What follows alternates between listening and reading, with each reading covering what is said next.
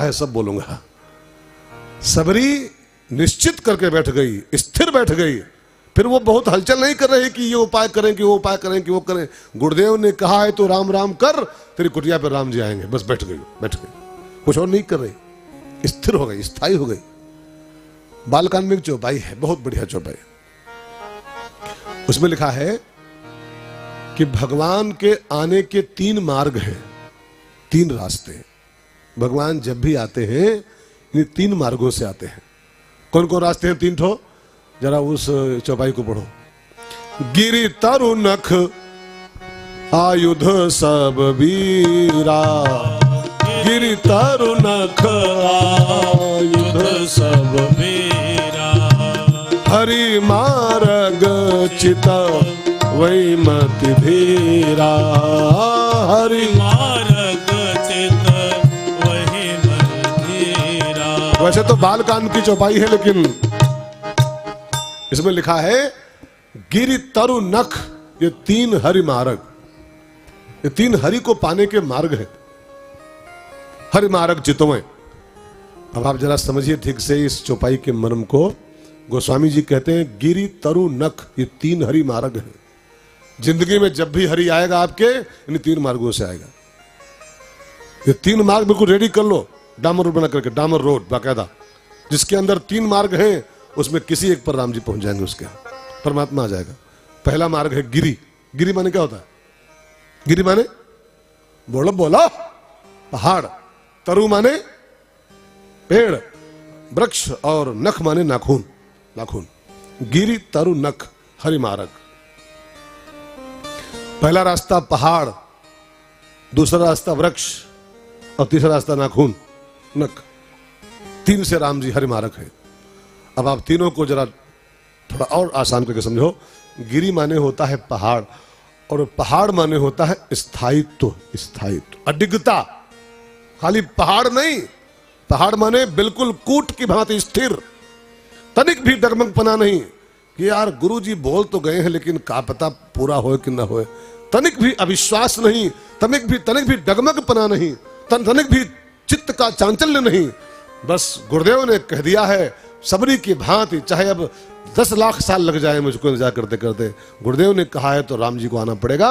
इसको बोलते हैं गिरि। गिरि पहाड़। भाई बहनों, गिरि। अच्छा एक बात बताओ, भगवान के लगभग समस्त भगवानों के मंदिर पहाड़ों पर कहे बने? वैष्णो देवी, बद्रीनाथ, केदारनाथ, अमरनाथ, पशुपतिनाथ, जितने नाथ हैं बढ़िया बढ़िया वाले, अच्छे से नाथ, ये सब नाथ पहाड़ में टिके हैं। क्यों?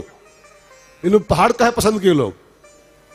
पहाड़ माने खाली पहाड़ नहीं कि ऊंचे पर्वत पर माने दरबार लगाया है।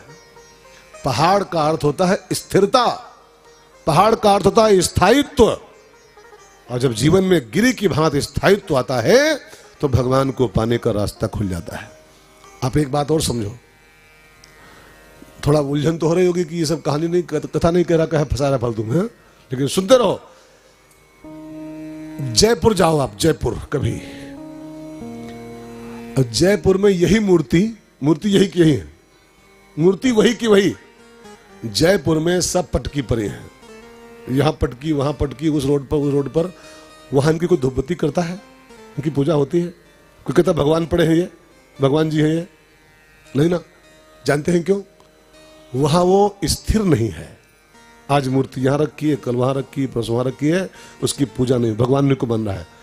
और वही मूर्ति डीसीएम से आती है लखनऊ, जयपुर से, और लगा के सफेद सीमेंट, और जहां चपकाई जाती है, और जहां उस मूर्ति की हलचल खत्म होती है, हलचल डगमगपना, और जहां चपक के बैठती है मूर्ति हो कि उसकी धूपबत्ती सुनाती है, ओम जय जगदीश हरे। अब देखो पत्थर वही का वही, जयपुर में वही पड़ा है, उसकी कोई नहीं पूजा कर रहा है।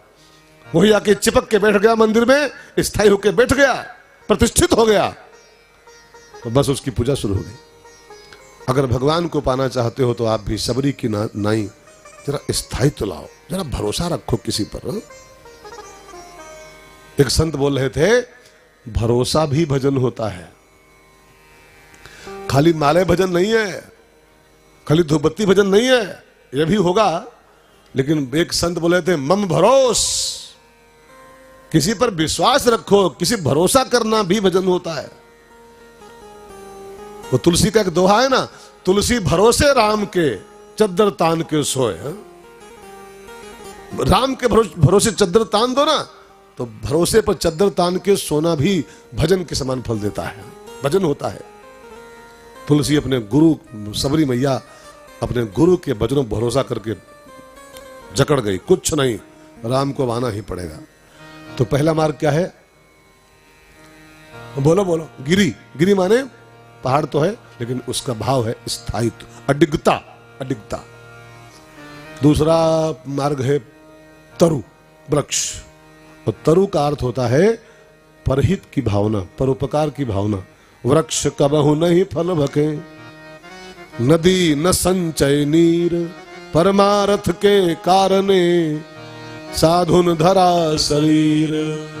संत बिटप सरिता गिरधरनी, परहित हेतु सबन के करनी। तो वृक्ष जो है वो परोपकार की मूर्ति होता है, परहित की भावना का प्रतीक होता है। तो भगवान को पाने का दूसरा रास्ता है परहित की भावना आपके अंदर होनी चाहिए। खाली अपना भला नहीं, दूसरों के भले को भला रखो तो भगवान आपको मिलेंगे। और तीसरा रास्ता है नख। नख माने नाखून, लेकिन किसके नाखून? किसके नाखून? भगवान को पाने का रास्ता आपके नाखून नहीं है। आपके नाखून सुपनखा है, वो आपके नाखून सुपनखा है। जो भगवान को पाने के नख है वो दूसरे होते। कौन होते? श्री गुरु पद नख मणिगण ज्योति, श्री गुरु पद नख मणिगण ज्योति। सुमिरत दिव्य दृष्टि ही होती, सुमिरत दिव्य दृष्टि ही होती। सूझहि राम चरित मनि मानिक, सूझहि राम चरित मनि मानिक। गुपुत प्रगट जहाँ जो जे खानिक, गुपुत प्रगट जहाँ